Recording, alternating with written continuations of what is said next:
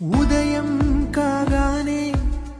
తాజాగా పుడుతూ ఉంటా, కాలం ఇప్పుడే నను కనగా అనగనగా అంటూనే ఉంటా